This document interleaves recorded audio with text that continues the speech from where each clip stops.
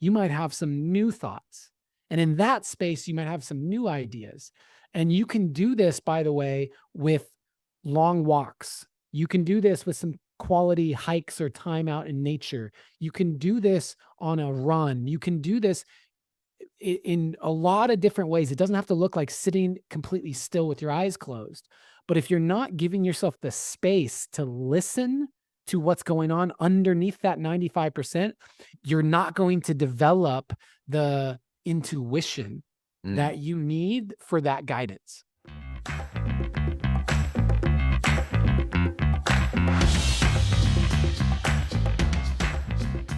Hello and welcome back to another episode of the Thrive State Podcast. I am your host, Dr. V, triple board certified MD and performance and longevity expert. And on today's podcast, I bring you one of the most iconic poets that are out there today. His poems have been viewed billions of times. That's right, billions. I almost feel like doing a Trump.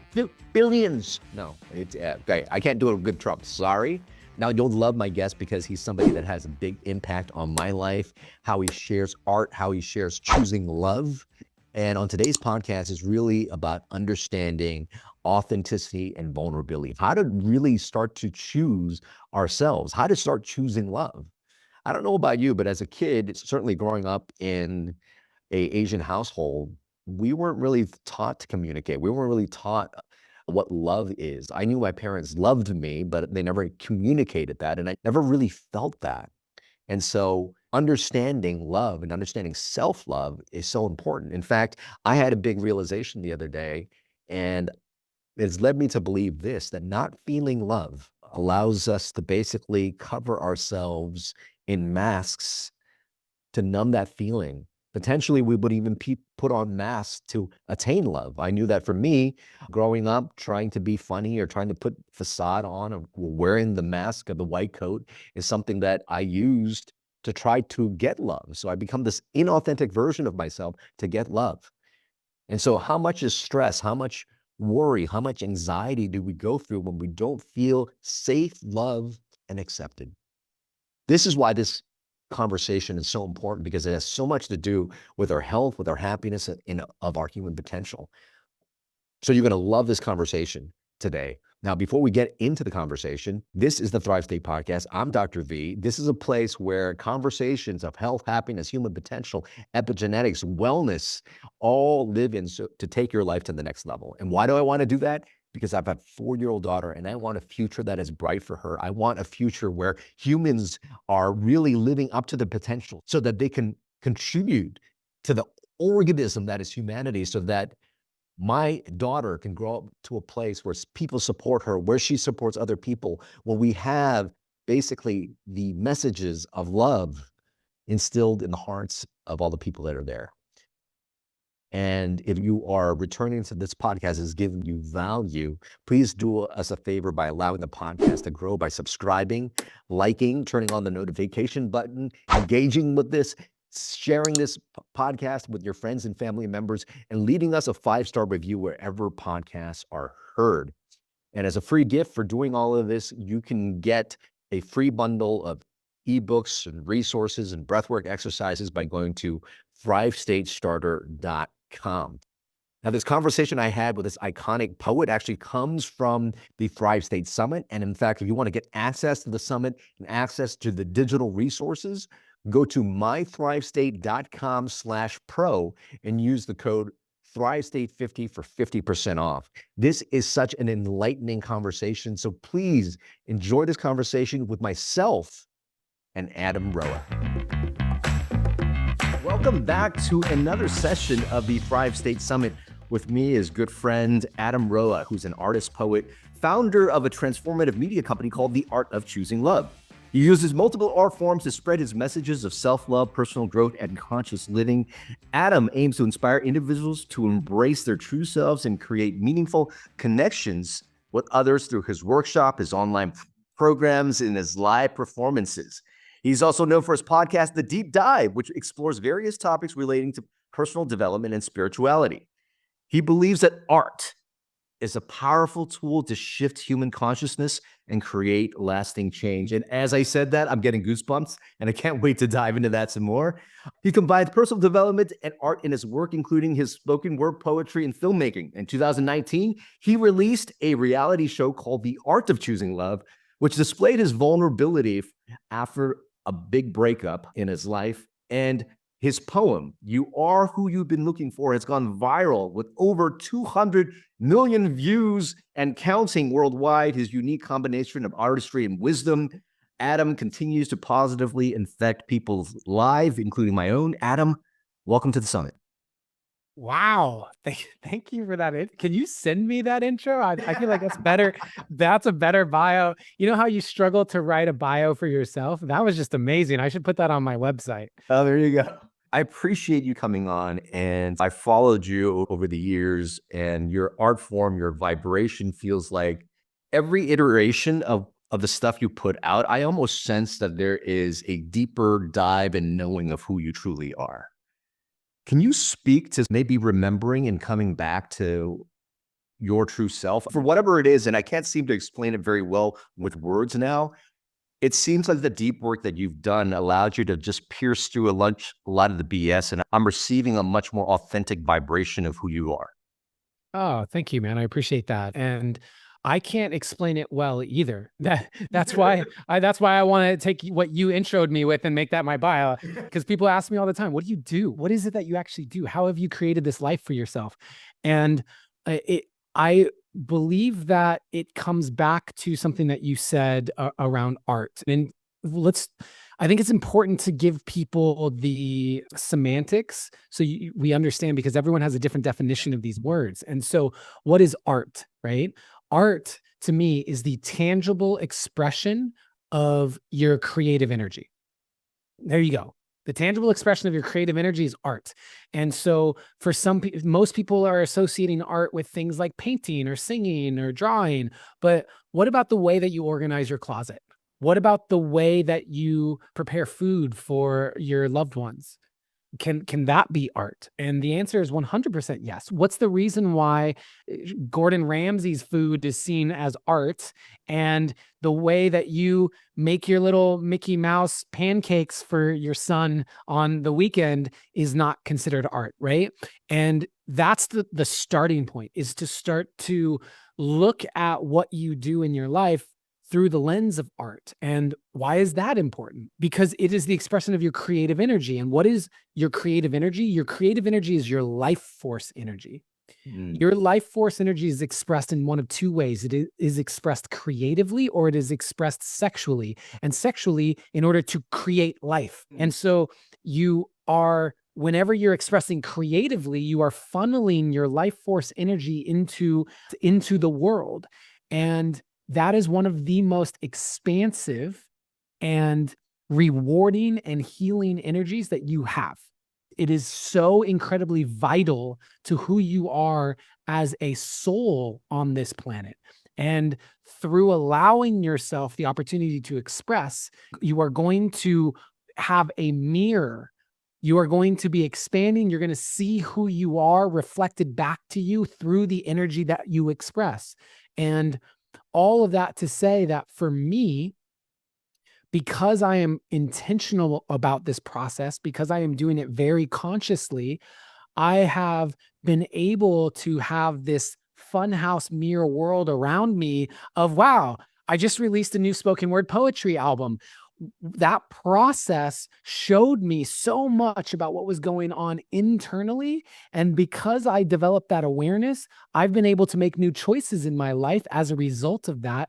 And I create this feedback mechanism to help me expand and grow as much as possible.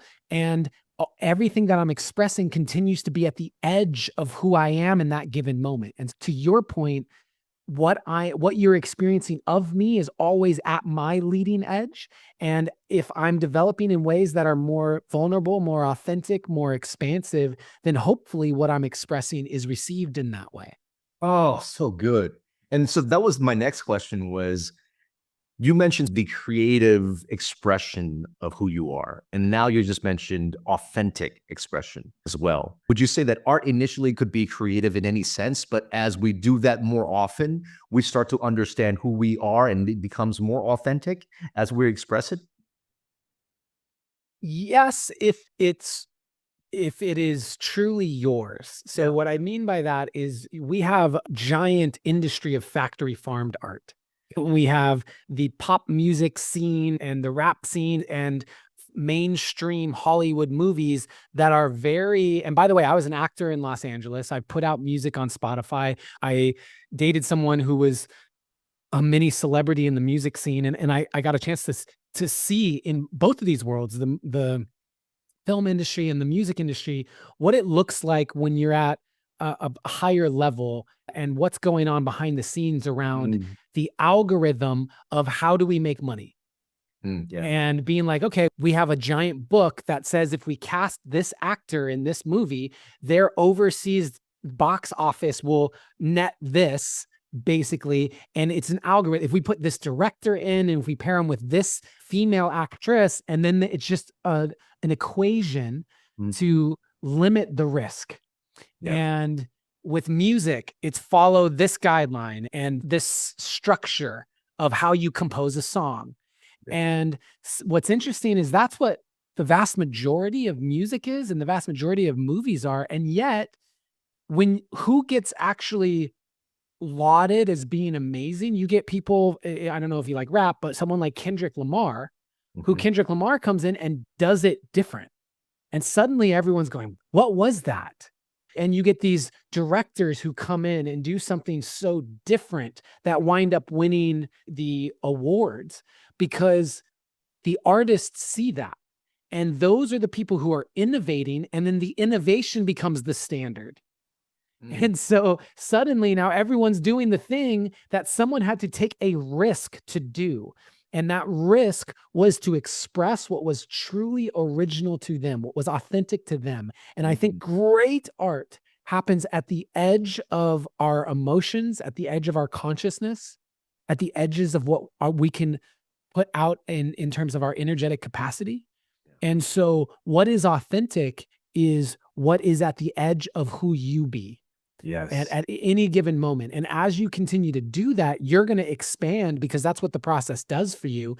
And as you expand, suddenly what you used to do is no longer going to expand you. And what you used to do is no longer going to be the thing that resonates so deeply with that authentic frequency that people can sense. Mm, so good. You did something back in 2019 that I feel was probably required a lot of courage, which was to put the pain of going through your breakup of, I think, 8 or 10 years you were with this person out for the public to see and documenting all the pain, documenting all the thoughts, being vulnerable. I know for many people, but particularly men in general, have a difficulty in sharing their vulnerability. How did you feel at that moment? You were probably practicing vulnerability just through awakening in your conscious practices and things like that. How did it come to you to express in that way? And what has diving into vulnerability done in terms of you remembering who you are? Man, that's such a big question. So that idea for The Art of Choosing Love, which is the Yep. reality show, it's out on YouTube. People Yep. can go still watch it, although I may take it down. So if people are interested, they got to go now because I'm considering taking it down. The Art of Choosing Love was not planned. Yeah. I was in a relationship for just about 10 years. And the morning after the breakup, I was meditating. And it was one of maybe 4 or 5 experiences in my life where I felt like I heard a distinct voice in my head speak to me. And it said, film everything, let people see what this process looks like. And I hired a camera crew and a couple of videographers, and we flew out to Hawaii and stayed at my friend's house, and we just started shooting everything.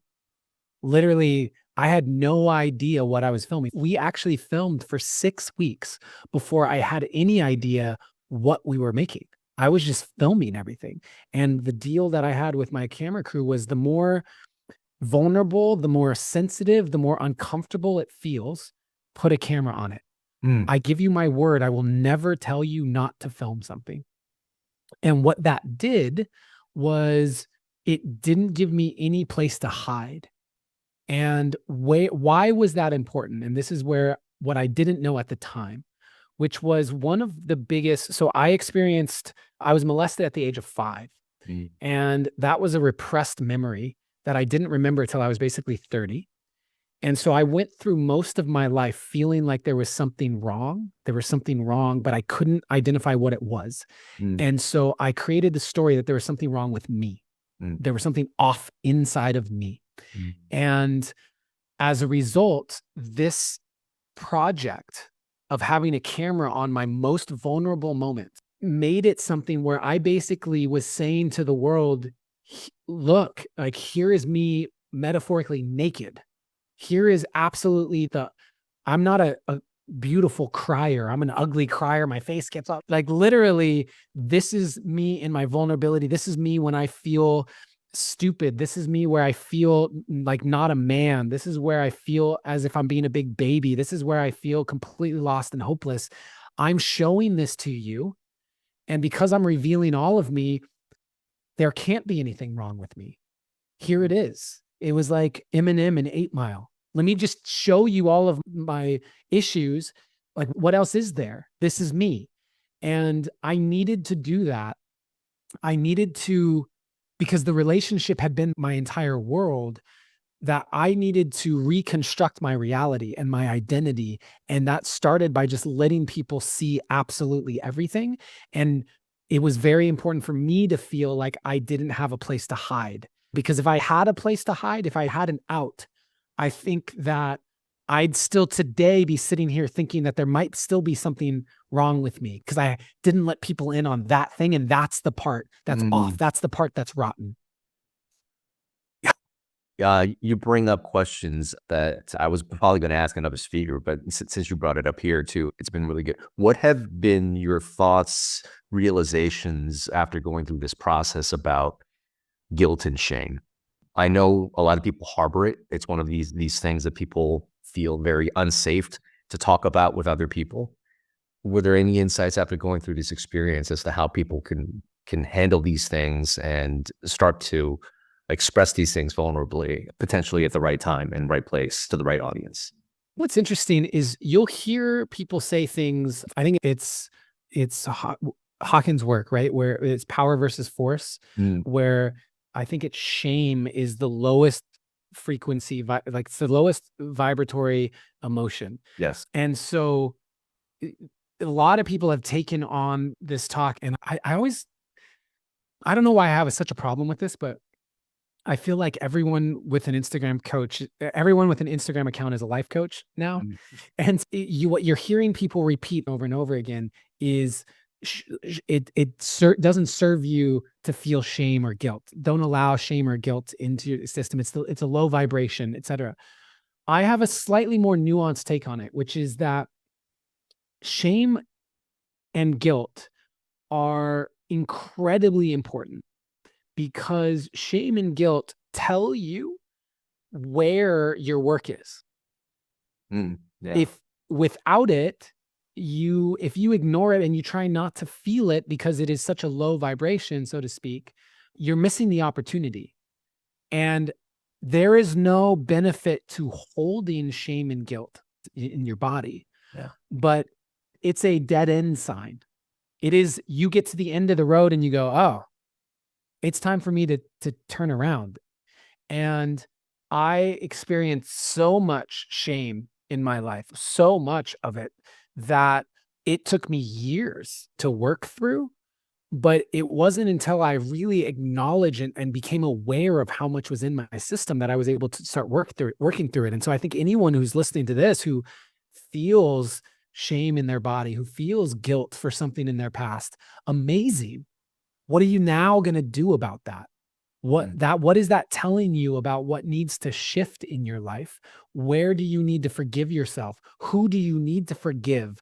Where are you not currently taking more aligned action that helps you see that you're not that person anymore? What is it you're doing differently? Mm, so good. We talk a little bit about tapping back into our authentic vibration, who we are. I know you went to college, magna cum laude, marketing degree, was probably seeking a life where you wanted to pursue acting and all these things that seem to be structured ways of approaching a career in the arts, everything being structured to listening more to yourself authentically and this vibe that's going in that direction. It is oftentimes very scary for people to start to listen to their own intuition, to follow what is true. And I feel like it is the suppression of this authentic desire to express ourselves in many different ways and prescribe to these structured ways of thinking, being, and behaving, which is what's causing a lot of mental health problems. How are you able to, like, I don't know, start to push past your edge and do things that are maybe a little bit more unconventional for people, but in the process, truly finding yourself and this life that you've created for yourself now? I hope you're enjoying the podcast so far. If you are, I just wanted to let you know, join our community. There's so many free resources and a great community of people that desire health, happiness, human potential, to have more in their life, more health, more energy. And when you have those two things together, you could create more happiness, more abundance, whether it be financial, romantic, all these things in your life. And if you're just starting out, you don't know where to go, just sign up for thrivestatestarter.com, because in there you're going to get a bundle of information that includes a longevity ebook, a longevity and performance resource guide, lecture notes that come from my keynotes at Google, at Fortune 500 companies, all the insights in that keynote in lecture slide form given to you.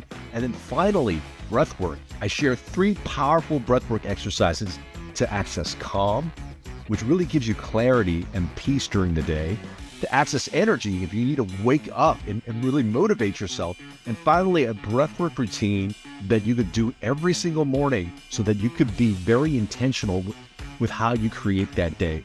You can find all this stuff delivered free to your inbox at thrivestatestarter.com.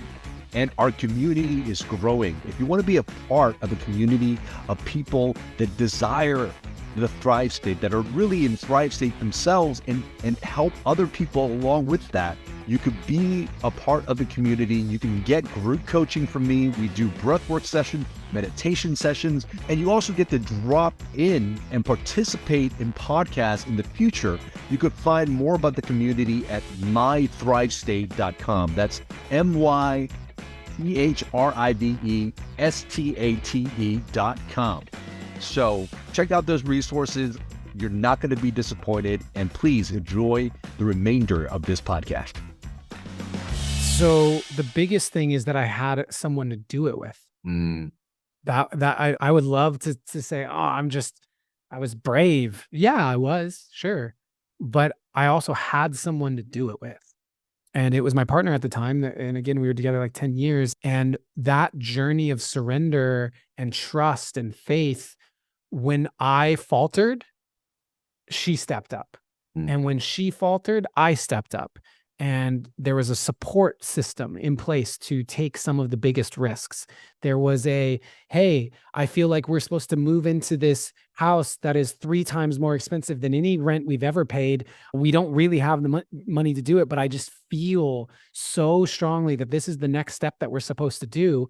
And we'll figure it out. Like the we instead of the me was a huge difference maker. And so not everyone has the one person to necessarily do that with, but now there are communities. I have the Create community, which is an online space for creatives who are interested in using creativity to be a guide for them. for their own personal growth and expansion. It's their creativity that's leading the way. And there's a whole community of people who are supporting them and motivating them and inspiring them and giving them that energy to help make those scary decisions. And so I don't believe that we are ever going to have someone who's going to make the decision for us. So on one level, it's got paradox. Like every one of these big decisions we make on our own, but knowing that you have people that are there, it's like being on a high. I used to be a lifeguard a long time ago. And one of the biggest things that we had to do as lifeguards was not save people from the pool. It was save people and help them back down from the high dive when they went up there, and then they were just scared and wouldn't jump, and we'd have to go and help them climb back down. And it's different to climb up on that high dive. No one's going to jump for you. But it's different when you have people on the side that are cheering you on. It's different when you have a lifeguard that's there that will jump in if you really needed it. And I think that we metaphorically need to create that through the communities that we choose to be a part of. Yeah. It sounds in the process of potentially choosing love and remembering who we are, there's a process of surrendering, right? And maybe surrendering to old principles, ideas, paths that other people have dictated before us.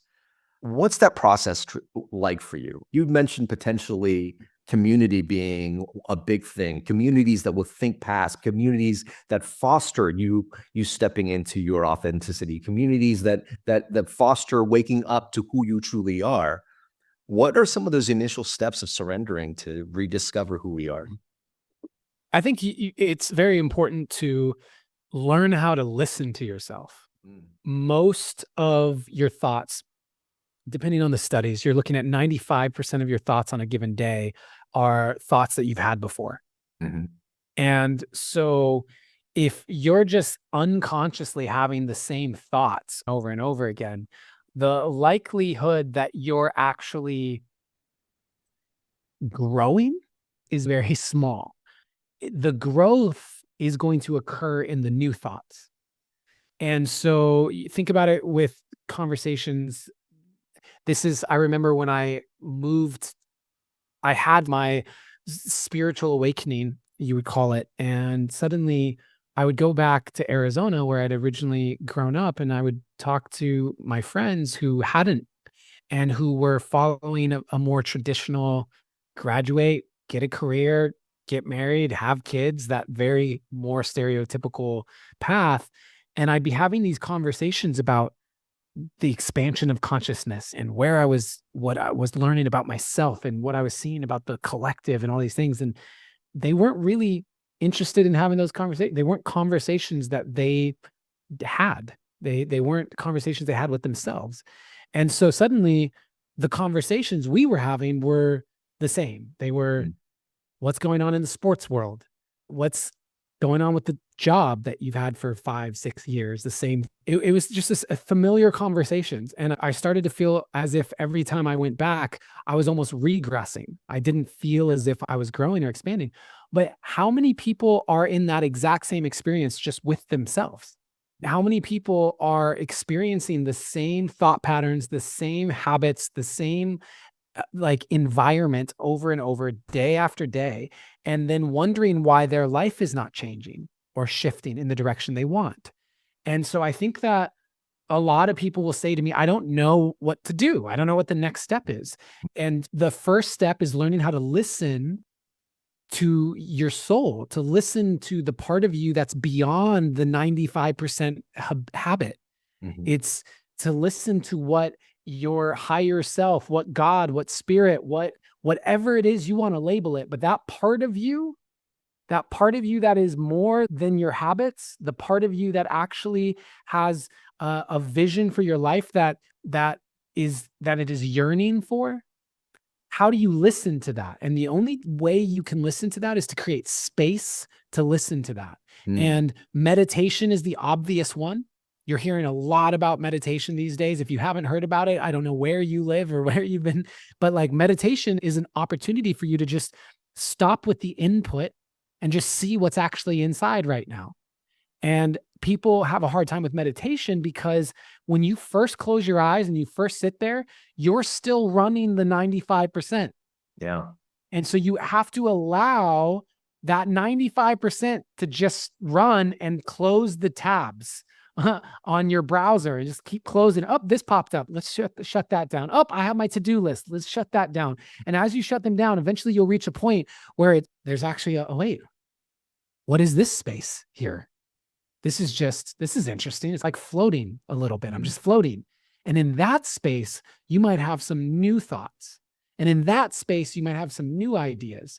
And you can do this, by the way, with long walks. You can do this with some quality hikes or time out in nature. You can do this on a run. You can do this in a lot of different ways. It doesn't have to look like sitting completely still with your eyes closed.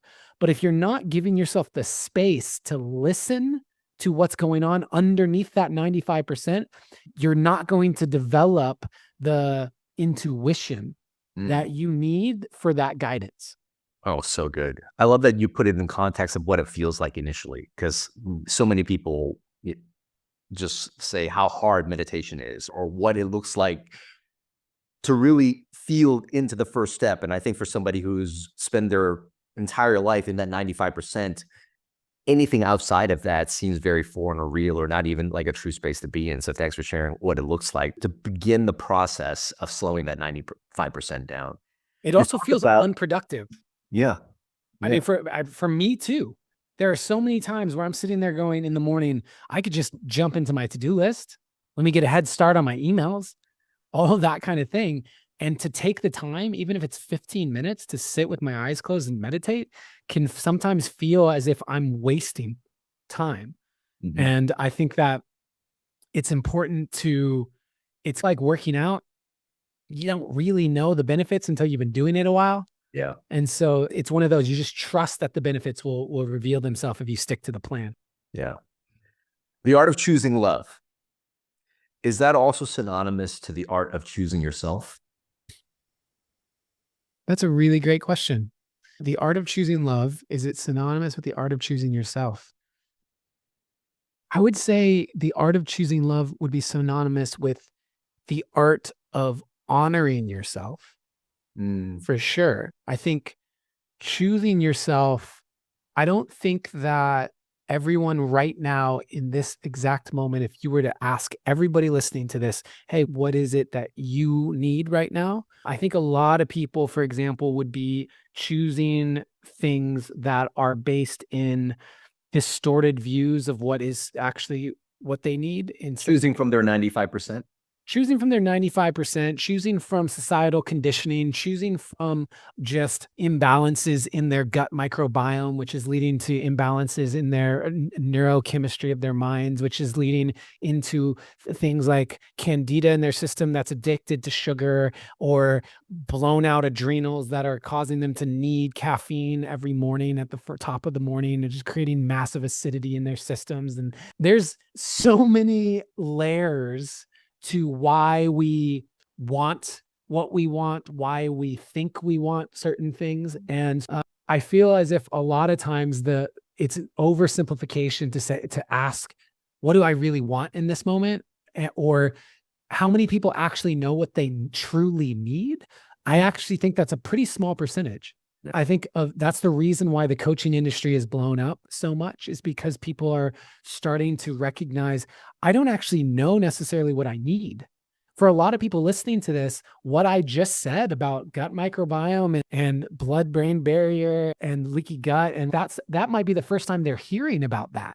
And yet, how many people realize that the vast majority of their mental health has to do with their gut health and their glucose levels?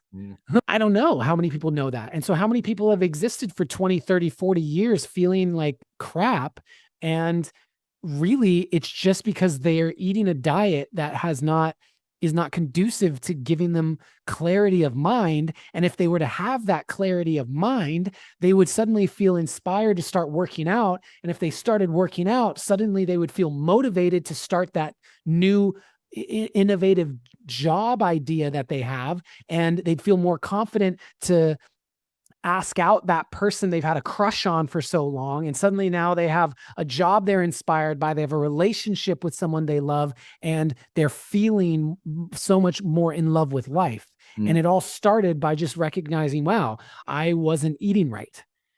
That's one example of how that could possibly build on itself. And so I don't think that most people necessarily know what they need.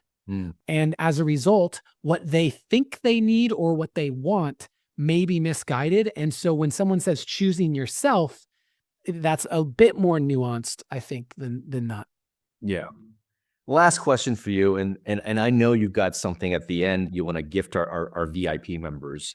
You help people to build the muscle of creativity. I almost find that muscle of creativity really allows you to step more deeply into who you authentically are, to be able to step into a vibration of yourself that feels expansive.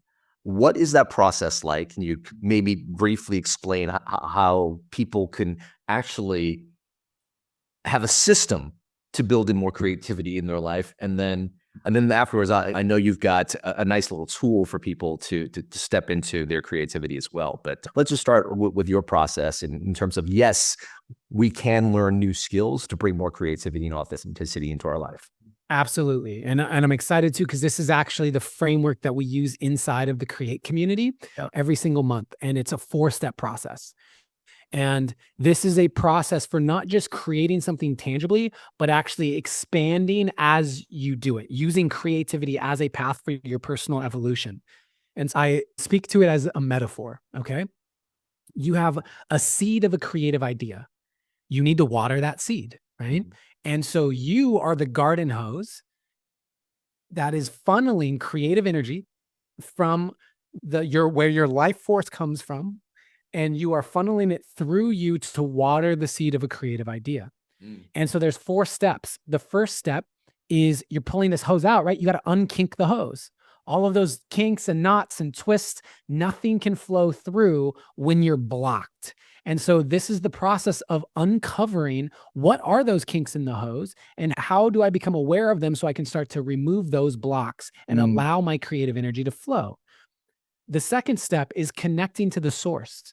And so this is where there's a version of your creative idea that never gets finished. And there's a version of reality in which that creative idea goes on to impact the planet in a huge way. So which version of that are you pulling from when you actually create? And this is where we get into law of attraction and just different things. Like, where are you creating from? And so learning how to connect to that source.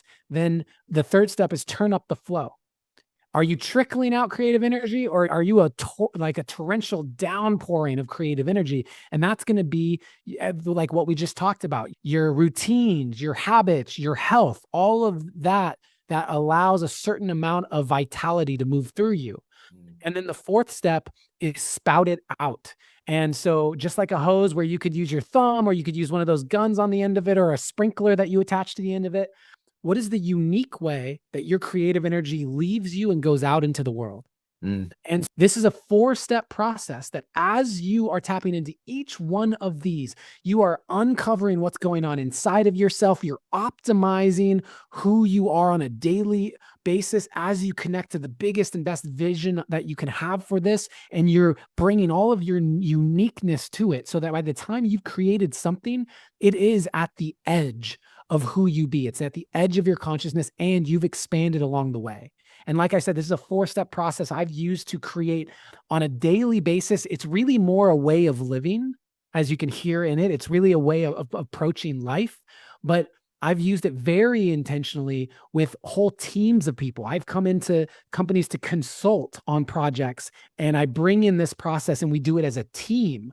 And so learning how to do that, this is something that we do inside of my community. And also it's a way of living that I encourage everyone to tap in and tune into. Oh, so good. So before I ask that last question, what you're going to share with our VIP people, how do people find out more about you, your community, and connect with you after this?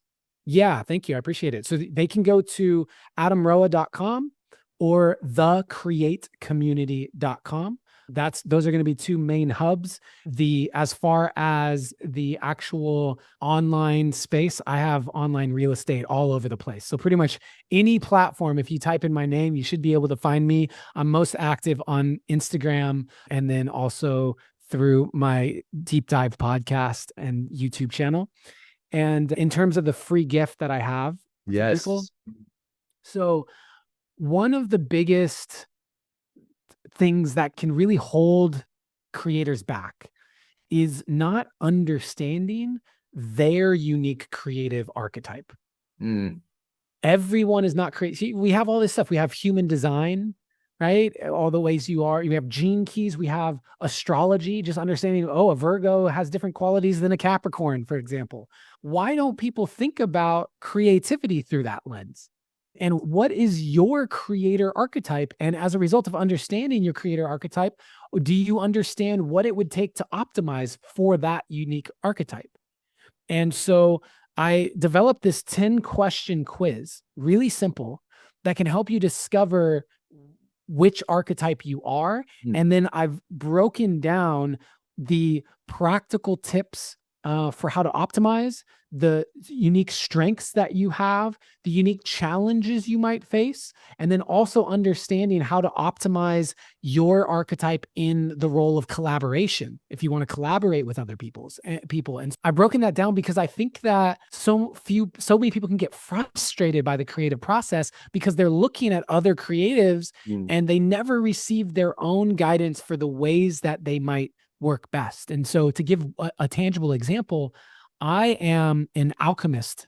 And so as an alchemist archetype, what that means is I like to take different ingredients and combine them in new and unique ways to create something like different, right? Yeah. That's what lights me up. And you mentioned my reality show. That was personal development mixed with filmmaking, mixed with reality vlog, right? Like it was different ingredients. Yeah. My spoken word poetry album that's coming out September 8th, like that album is a mix of personal development combined with poetry, combined with storytelling. There's different elements that I want to weave into things. Knowing that's my archetype, I can optimize my process by when I approach a new project, laying out all the ingredients. Yes. Just that one simple act of saying, what are the different pieces and elements that I want this to have? For other people, that's not what they need to do. But for me, that's a huge piece of the success of and ease of a creative process. And I think every single person can develop and expand and find more ease in creativity by understanding their unique archetype. And so for all those VIPs out there, this quiz, I encourage you to take and find that out for yourself. Oh, thank you so much. So generous with that. And I can't wait to find out what my archetype is. Adam, thank you so much for your time today. Appreciate your wisdom, your love, your transmission, your frequency today on the Thrive State Summit.